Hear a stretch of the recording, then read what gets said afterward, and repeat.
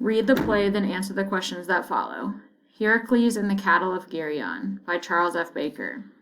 Characters: Heracles, Greek demigod. Sailors, crew members on Heracles' ship. Narrator: Lookout, crew member on Heracles' ship. Geryon, three-bodied monster. Act 1.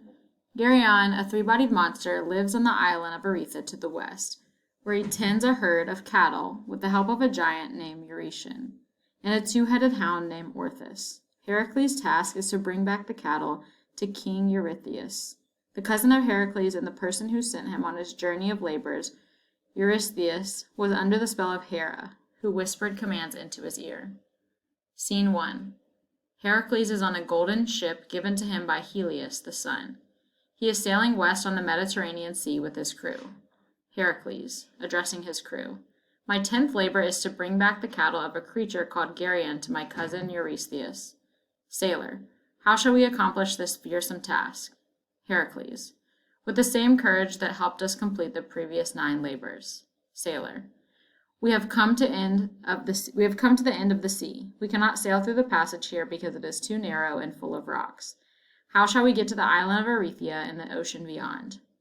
Heracles: I will move the rocks to either side of the passage so that we can continue into the unknown and thus my next adventure. Narrator: Heracles lifts the huge boulders that block the passage onto his shoulders and heaves them to the sides, creating 2 large mountains. These come to be known as the Pillars of Heracles, or the Strait of Gibraltar, as the site is called today. The ship then continues on its journey into the ocean ahead. Scene 2. The ship reaches the island of Erythea. Heracles immediately leaves to search for the cattle. Several hours go by before he is sighted by a lookout. Lookout shouting: Heracles is coming. Sailor: Does he have the cattle? Lookout: Yes, he's bringing them down the valley. There are many of them, and they are red. Sailor: Is he alone? Lookout: Yes, there is no sign of Geryon. Sailor: We'll get ready to bring the cattle aboard. Narrator: Heracles refuses the help of the crew and lifts all of the cattle onto the beached ship. Sailor: Did you see the creature Geryon? Heracles: No, but I heard from the villagers nearby that he is a terrible monster. They said that he has the body of 3 men, joined at the waist, but again 3 men from the hips downward. Sailor, frightened: Oh no. Heracles: They also told me that he is helped by a giant herdsman, Eurytion, and has a fierce 2-headed dog called Orthus. Sailor, shaking with fear: I hope they don't find us before we can push off from shore. Heracles: At least I don't feel so bad stealing the cattle of a horrible monster. Narrator: Heracles continues to load the cattle onto the ship. Suddenly, a loud roar echoes throughout the valley from where Heracles has just come. The sailors all turned with a look of terror on their faces. A gigantic monster with 3 heads and swinging 3 huge clubs in 3 of his hands is charging toward them on 3 sets of feet. A ferocious black 2-headed dog is running beside him. Following close by is the giant Eurytion, also swinging a club. The frightened sailors, screaming in terror, all run for safety and board the ship. Sailors: May the gods protect us. Geryon, speaking in a thunderous voice: Where are my cattle? Who stole my cattle? Heracles: I did.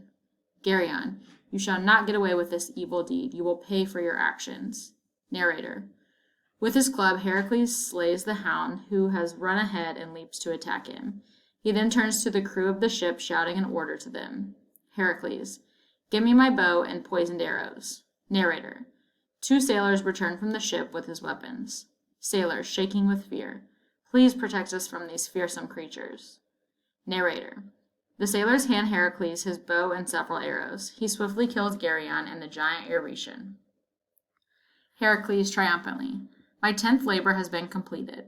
Now we must sail back and bring the cattle to King Eurystheus. Sailor: I wonder what your next labor will be. Heracles: My destiny is in the hands of the gods, and I must follow their wishes if I am to gain immortality. Heracles and his crew complete their journey and deliver the cattle.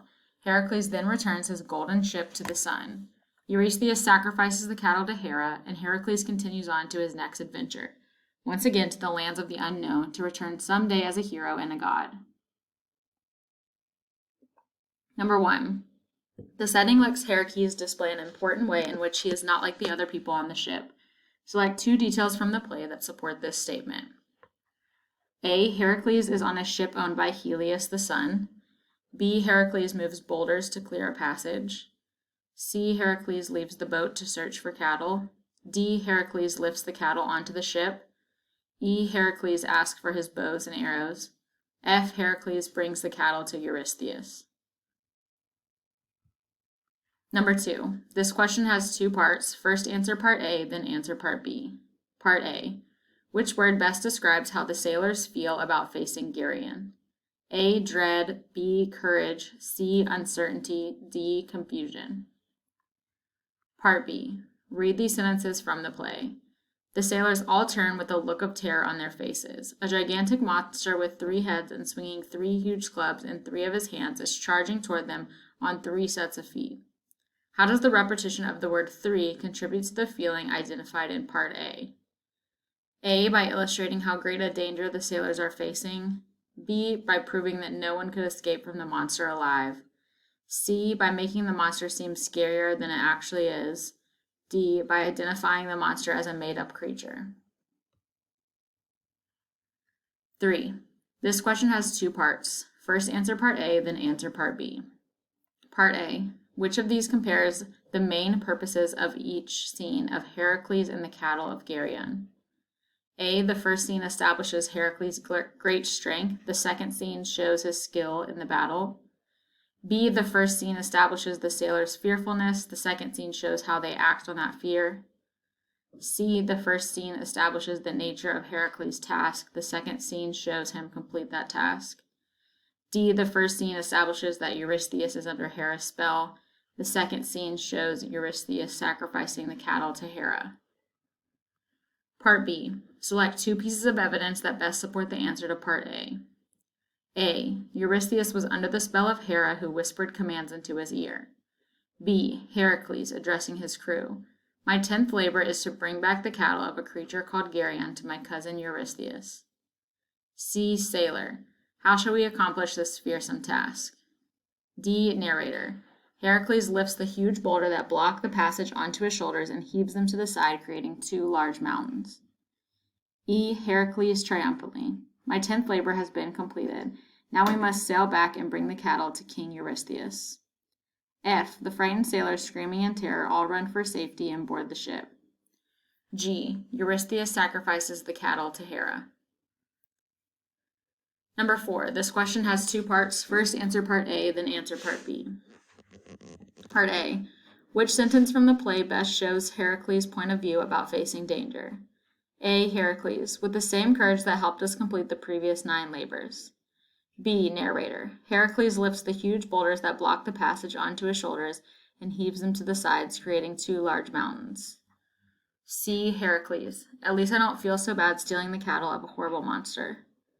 D. Narrator. Heracles refuses the help of the crew and lifts all of the cattle onto the beached ship. Part B. Which sentence from the play shows that the sailors take an opposite point of view to that of Heracles when facing danger? A. Sailor. How shall we accomplish this fearsome task? B. Sailor. We cannot sail through the passage here because it is too narrow and full of rocks. C. Sailor. We'll get ready to bring the cattle aboard. D. Narrator. The frightened sailors, screaming in terror, all run for safety and board the ship. E. Narrator. 2 sailors return from the ship with his weapons.